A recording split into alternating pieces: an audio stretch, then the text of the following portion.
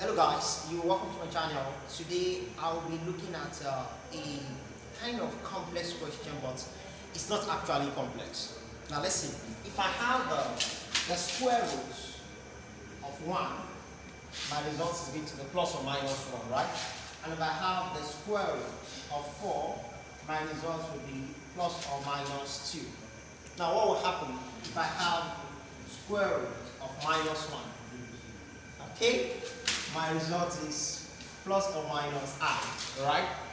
Okay, if this should be the case, what will be the square root of I itself? Okay, that's what we want to catch fun with today. So now let's look at it now. The square root of I. Remember, I is a complex number. It's an imaginary number. Now, and for every imaginary number, I can write down in form of this, right? So if I square both sides, I will have I equal a squared plus 2abi, then minus, it should be plus bi squared, right? So if I have this now, this will be I equal a squared plus 2abi plus, this will be b squared times I squared. So I squared, let me put it somewhere here. I squared is equal to the square root of minus 1 squared, and that will give me minus 1, right? So if I put that here, I'll have that I equal a squared plus 2abi, then minus b squared.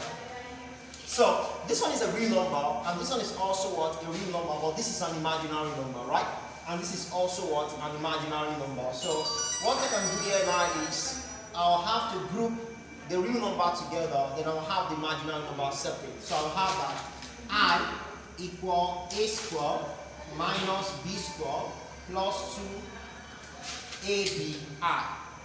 Okay, so I need to look for the value of a, the value of b. But before I go into that, let's quickly look at something. Here is imaginary number I. Automatically, the real number that we have here is 0. Do you agree with me? Because I can write this now as 0 plus I. This is the same thing as what? I, since 0 is identity of what? Addition. Hence, this is equal to a squared minus b squared plus 2abi. So, if I compare coefficients, I'll have that a squared is equal to what? B squared. Now, I also have that what? I is equal to what? That's 2ab is equal to 1. Do you agree with me? But if I compare these two now, 2ab, I will equal to I. So this and this will cancel. I have what? 1 there. So 2ab equal 1. And here, a squared minus b squared, they are the real parts. So they equal to what? 0. So I'll be having that a squared minus b squared equals 0. Hence, a squared is equal to what? B squared. Is that taken?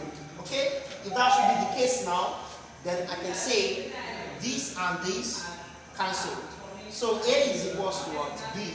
If A is equal to B, then I can say A is equal to 1 over what? 2A. Right? So I can then say if A is equal to what? Let me be here. Okay? So if I have this now, if A is equal to B, then if I cross multiply, I'll be having 2a squared equal 1. Hence, a squared equal 1 over 2. So a equal the square root of 1 over 2. Correct. So a now is plus or minus 1 all over what? Root 2. So if that should be the case, b is also what? Plus or minus 1 all over what? Root 2. Because we already show here that a is equal to what? B.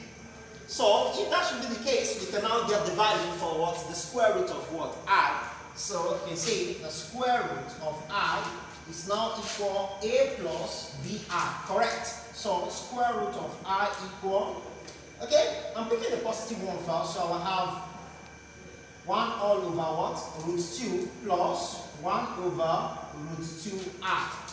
Do you agree with me? Or I can say this is equal to negative 1 over root 2, negative 1 over root 2i.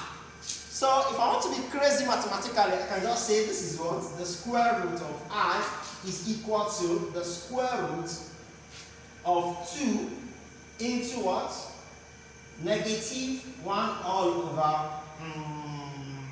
Okay, let me make this one the square root of 4. Do you agree with me? Yes, correct. Minus what? 1 all over the square root of 4.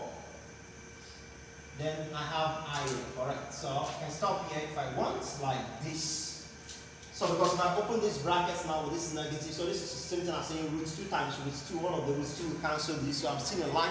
So in a nutshell, is either you take what? The square root of I to be 1 over root 2 plus 1 over root 2I, or you take it to be what? Minus 1 over root 2 minus what? 1 over root 2I. Then you can prove your answer. I think this is a better place to stop.